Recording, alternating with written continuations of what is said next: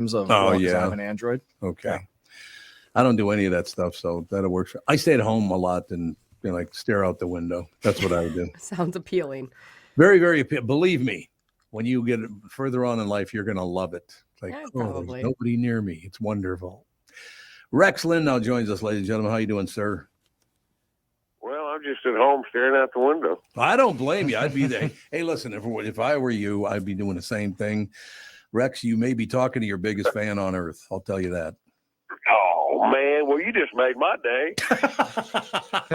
How are you guys doing today? We're doing extremely well, but it's one thing I've been doing morning radio and, podcasts and all the rest for 53 years now. And I have my people. Yeah, I like everything you've ever been in. I just, what I think it is, Rex, is you've always been the guy walk up and go, yeah, forget about that. Let's get tough.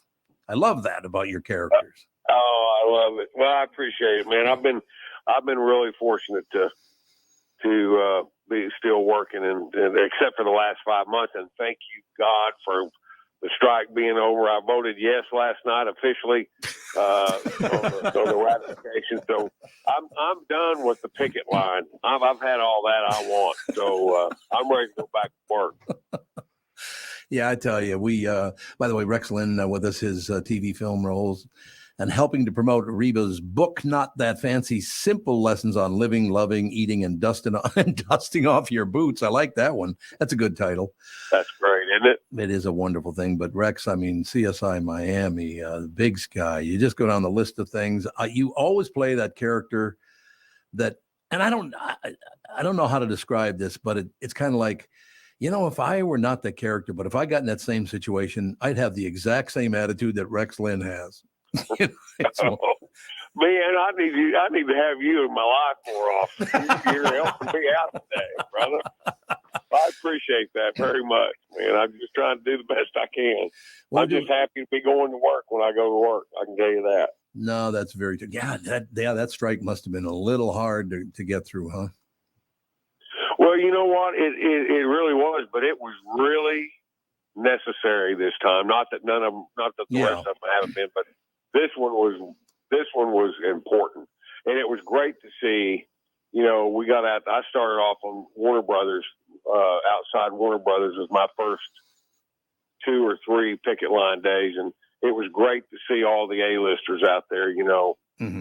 Picketing and everybody. It was really important to everyone. It wasn't just. Everybody was out there. It was fun to see people picketing and really fighting hard for what we deserve. And it looks like. I just read all the agreement last night for the first time, but it looks like, it's going to really behoove us, and it's going to be a really great thing. I hope. Looks like it is. Yeah, you had to battle AI because that is going to get more and more intrusive if you don't. There's no doubt about that. Oh, yeah, it's weird, man. It's not, I kind of thought a while back that AI was in the future. AI is right now. Yes. Yep. It's not in the future.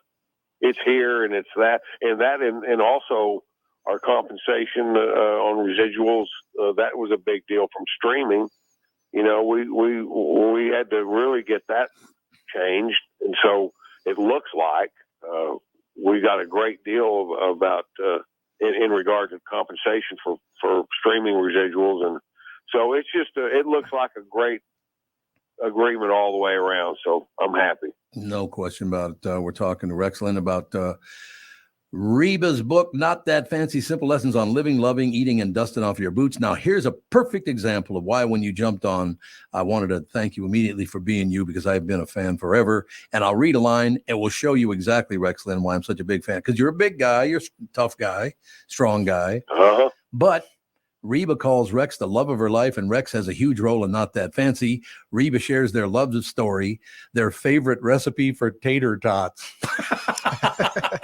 Yeah, baby. Yeah, baby. I'm telling you right now, we had our first date. We didn't even know it was our first date. I was doing a series called Young Sheldon, and still in. We got one season left, but I'd been on it for years, but she got cast on it, and I called her, and we've kept in touch over the years. And I called her and asked her to dinner, and we went to dinner. But unbeknownst to both of us, it was officially our first date. Mm-hmm. And after the date, we had this really wonderful meal. There were some other people there with her, and then we went down the road to this little wine bar, and we got a buddy of mine owns the wine bar. We went in the back to this little VIP room, and the waitress, the girl came in. She goes, "Hey, I know you guys have been to dinner and everything, but we do have a couple special appetizers tonight if you're interested." And Reba said, "What do you got?" And she said, "Well, our favorite, our favorite thing that we have are tater tots." She said, "We'll have 2 orders of tater tots." And I am legendary. I have legendary nicknames for people, and the thing about them is they have to present themselves. I don't premeditate them, and I don't care if you like them or not. If they stick, they just stick.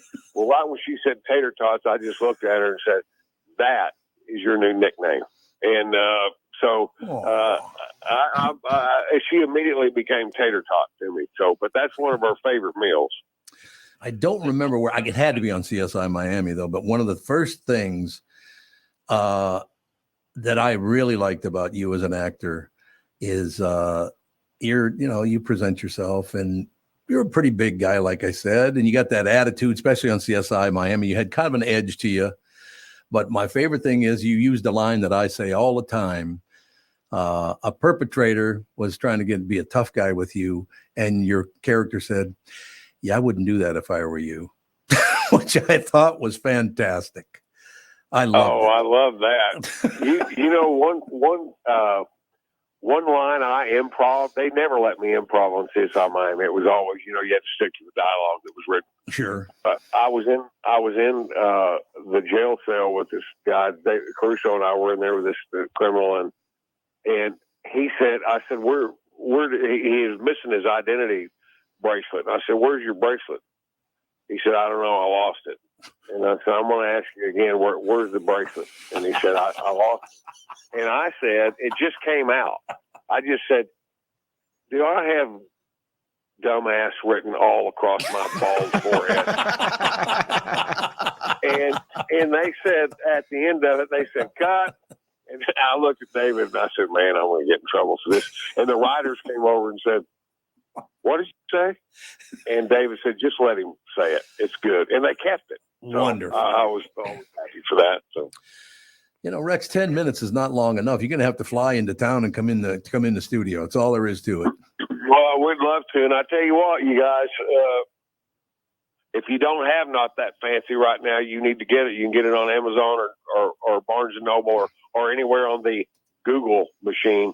It's a great book, especially if you're a Reba fan.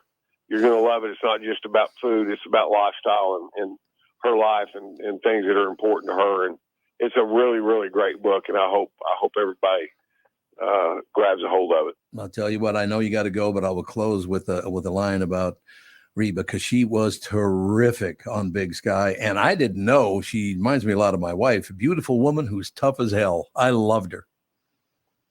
Oh, good. Well, she had a great time on the show, and I couldn't wait to. At one point, we thought she was going to be the killer in it, and because they didn't know who was going to be it, and so it was a lot of fun to see her in that kind of role, and she knocked it out of the ballpark. Yep, she was great. She was was fun indeed. to watch. Not That Fancy, Simple Lessons on Living, Loving, Eating, and Dusting Off Your Boots is available everywhere. And Rex Linn, one of these days, we're going to have a little lunch somewhere or something.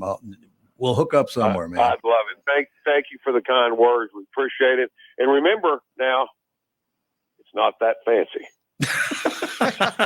Thank you, sir. He just closes with it. I love that guy. How tall